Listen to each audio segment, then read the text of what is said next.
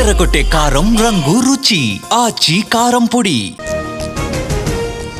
ముగిసిన తొలి విడత నామినేషన్ల గడువు అర్ధరాత్రి వరకు కొనసాగిన ప్రక్రియ. ఇవాళ నామినేషన్ల పరిశీలన.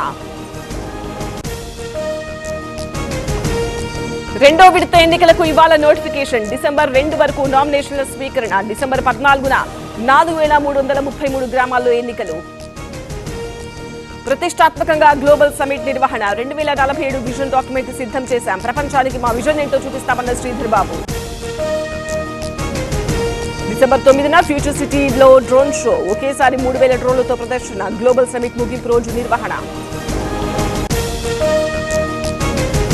50,000 కోట్ల స్కామ్ అనేది అవగాహన లేని మాటలు. టెండర్లే పిలవకుండా స్కామ్ ఏంటి? బీఆర్ఎస్ విమర్శలకు భట్టి కౌంటర్.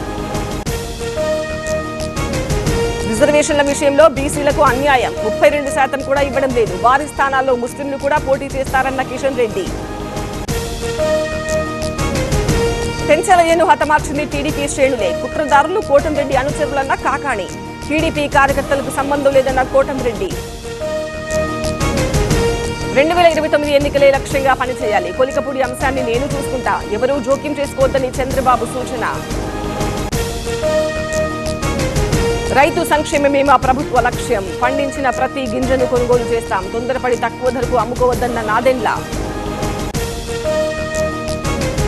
తెలంగాణలో పెరిగిన చలి తీవ్రత. మెదక్లో 10, హనుమకొండలో 12.5, హైదరాబాద్ లో కూడా 14 డిగ్రీలకు పడిపోయిన ఉష్ణోగ్రతలు. పాడేరు ఏజెన్సీలో చలి తీవ్రత. దట్టంగా అలుముకున్న పొగమంచు. మాడగడ, వంజంగి, మేఘాల కొండలకు సందర్శకుల తాకిడి. కొండగట్టులో భారీ అగ్ని ప్రమాదం. మంటలను అదుపు చేసిన ఫైర్ సిబ్బంది. 20కి పైగా బొమ్మల దుకాణాలు దగ్ధం. ఆదిలాబాద్ జిల్లాలో రోడ్డు ప్రమాదం. లారీని వెనుక నుంచి ఢీకొన్న ట్రావెల్స్ బస్సు. 2 మృతి, 3కి తీవ్ర గాయాలు.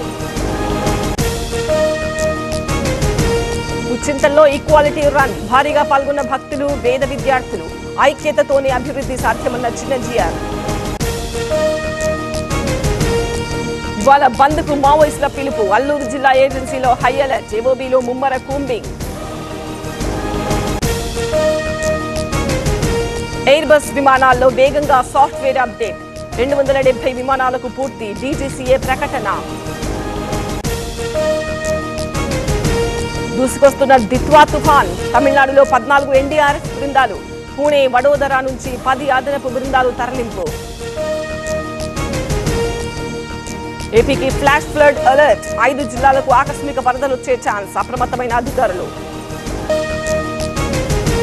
రేపటి నుంచి పార్లమెంటు సమావేశాలు. ఇవాళ అఖిలపక్ష సమావేశం. అజెండా, బిల్లులపై స్పష్టత ఇవ్వనున్న కేంద్రం. ఢిల్లీలో భారీ అగ్ని ప్రమాదం. చెప్పుల దుకాణంలో చెలరేగిన మంటలు. అన్నా, చెల్లి సహా 4 మృతి. ఎస్ఐఆర్ ప్రక్రియను త్వరగా పూర్తి చేసే ప్రయత్నం. ఎన్నికల సంఘం ఉద్యోగులపై ఒత్తిడి పెంచారు. అఖిలేష్ యాదవ్ ఆరోపణలు. ఢిల్లీ పేలుడు కేసులో నిందితులకు కస్టడీ పొడిగింపు. 4కి మరో 10 రోజులు కస్టడీ. పూర్తి వివరాలు రాబట్టనున్న ఎన్ఐఏ. నేడు భారత్, సౌత్ ఆఫ్రికా మధ్య తొలి వన్డే. రాంచీ వేదికగా మధ్యాహ్నం మ్యాచ్. రోహిత్, కోహ్లీపైనే అందరి దృష్టి.